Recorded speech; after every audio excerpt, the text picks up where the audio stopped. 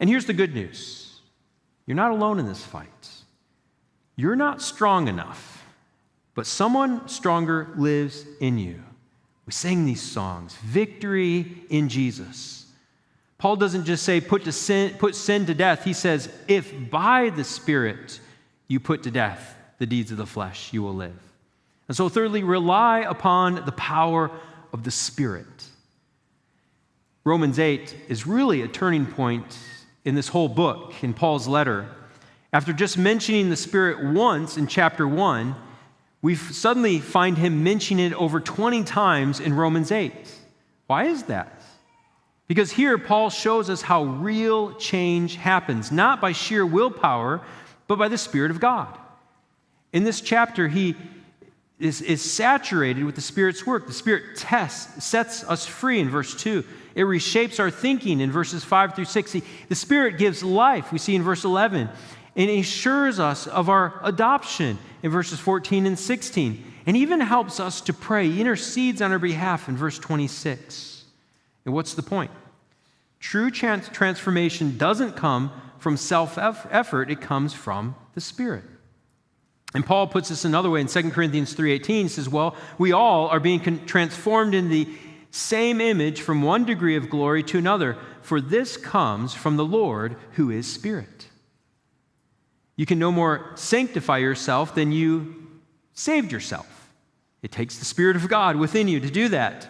And if it took the crucifixion and the resurrection of the Son of God to free you from sin's penalty, what makes you think you can just do that on your own strength, to be sanctified? I'll give a crude illustration, and I kind of borrow this as well. When I managed a warehouse, we would restock the warehouse with large pallets of wood that weighed over a ton. Sometimes they would just drop that pallet right in the middle of the dock and leave it there. Well, I know, surprising to some of you, I cannot lift something that's over a ton. I can't move that, no matter how hard I try, no matter how much, I tell myself I can do this. I can't move it. But I do have a forklift. And the forklift has the power to move that pallet of wood. And so I jump on the forklift and I can move it by the power of the forklift. The same way, you cannot take sin out of your life in your own strength, in your power. You need the power of another.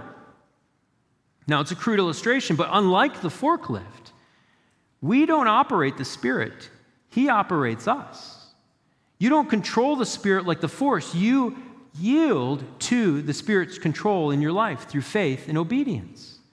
Sanctification is a partnership of you depending on the Spirit. And this is what Paul says in Romans 6:13. Do not present your members to sin as instruments for unrighteousness, but present yourselves to God as those who have been brought from death to life. And your members to God as instruments for righteousness, for sin will have no dominion over you, since you are not under law, but under grace.